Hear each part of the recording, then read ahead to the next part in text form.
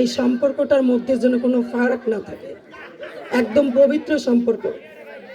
বাবা মা শিক্ষার্থীদেরকে জন্ম দেয় ঠিকই, কিন্তু একজন শিক্ষার্থীকে সভ্য করে তোলে শিক্ষক। সুতরাং শিক্ষার্থীদের প্রতি আমার বিনীত অনুরোধ থাকবে, বাবা মার চেয়েও শিক্ষককে বেশি রেসপেক্ট করতে হবে এবং বিনীত আচরণ, শিষ্টাচার, আদব কায়দা সবকিছু এখান থেকে শিখে বেরিয়ে যেতে হবে।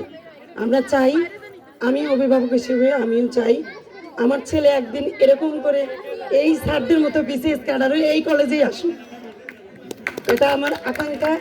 তোমরাও এরকম করে পড়াশোনা করো, ভালো করে পড়াশোনা করো, এমন করে পড়াশোনা করো আমাদের উলিপুরকে যেন একদম একটা সমৃদ্ধি উপজেলা হিসেবে আমরা বিশ্বের দরবারে উপস্থাপন করতে পারি। এটা আমাদের সবার টার্গেট হোক। আজ আর কথা নয়, আগামী নবীনবরণ প্রোগ্রাম তোমাদের কলেজে দেখতে চাই। 22 তারিখে সবাই ধরো প্রোগ্রাম হোক, আমরা সবাই অভিভাবক হিসেবে অ্যাটেন্ড করব। ধন্যবাদ সবাইকে চমৎকার বক্তব্য দেওয়ার জন্য। তো এবারে লটারি আমাদের হবে, সকলেই শুধু টিকিটের নাম্বারের দিকে লক্ষ্য রাখবেন, অন্য কোথাও নয়। লটারিতে আমাদের 10ম নম্বর থেকে শুরু, ঠিক আছে? 10ম থেকে প্রথম পর্যন্ত আসবে। তো মোট কয়টি পুরস্কার? 10টি পুরস্কার।